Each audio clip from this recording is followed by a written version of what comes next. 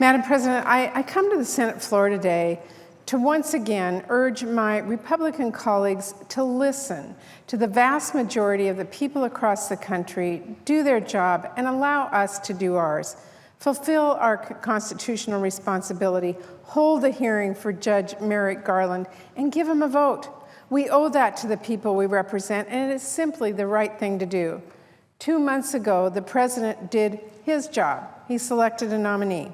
For 2 months, Judge Garland has been ready and willing to meet with any senator who will make the time.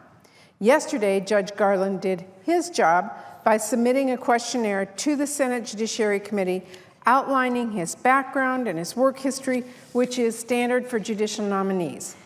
What about the Senate? In complete disregard of what so many members continue to hear in their home states across the country, Republican leaders are refusing to act. Senate Republicans won't say they are opposed to Judge Garland. They're refusing to even live up to their constitutional responsibility and consider him.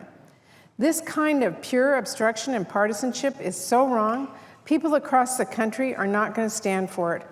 We are now at an unbelievable 88 days into this Supreme Court vacancy.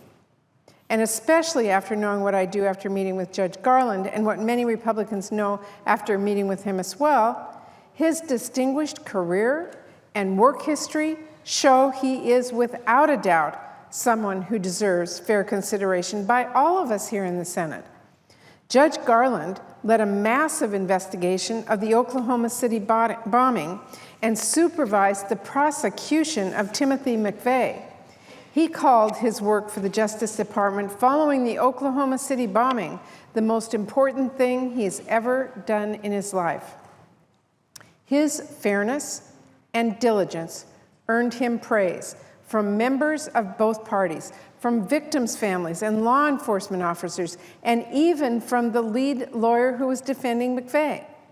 As a prosecutor, he ensured proper respect for the rights of criminal defendants, and he was confirmed to the D.C. Circuit Court of Appeals in 1997 with a strong bipartisan vote of 76 to 23.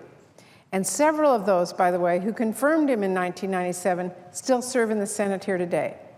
Clearly, this is less about Judge Merrick Garland as a nominee and more about political obstruction and partisanship, especially after one Republican senator admitted, if it looks like Donald Trump will lose the November election, we should quickly confirm Judge Garland.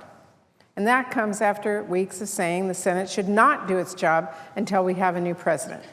Mr. President, evaluating and confirming Supreme Court justices is one of the most important roles we have here in the United States Senate. I have heard from people all over my state of Washington who want the Senate to do its job. So if Republicans continue to refuse their jobs, they aren't saying that the people should decide. They are saying they believe the Republican presidential nominee should, and that is just wrong, especially after we heard from the presumptive Republican nominee last night on Fox News.